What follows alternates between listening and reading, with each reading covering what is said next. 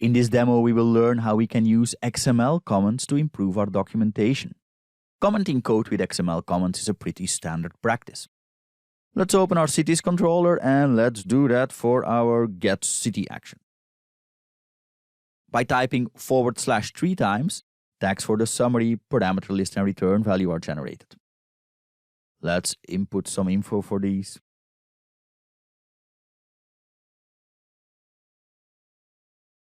And let's do the same for one of the models. Our getCity action can return a city DTO or a city without points of interest DTO. So let's add some comments to that.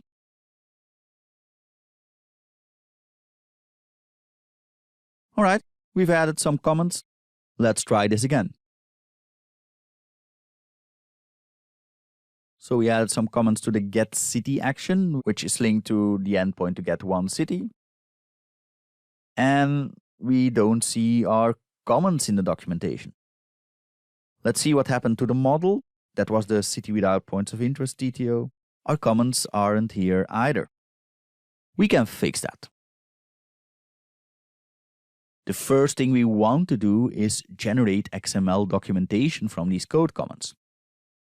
Let's open the project properties. And let's navigate to build. If we scroll down about halfway through, we can see a checkbox we can check to generate API documentation. Let's check that. This will ensure that an XML document is generated in the specified location. The default location refers to an absolute physical location on disk. It's better to make this relative to the output directory. So let's just set this to cityinfo.api.xml. All right, let's save this.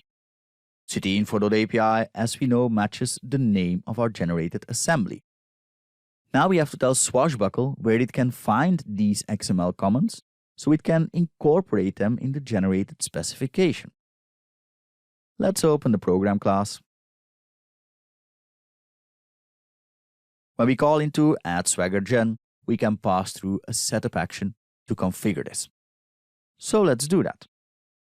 We need the file name. We could just hard code it, but as it matches the assembly name without the DLL extension, we can use reflection for that. We do need to import the system.reflection namespace for that, so let's do that. We call getExecutingAssembly on assembly, of which we get the actual simplified name, which matches cityinfo.api in our case. And as extension, we add XML. Then we need to get the full path of this file. For that, we use the path object. We call combine, passing through the base directory of our app as the first parameter.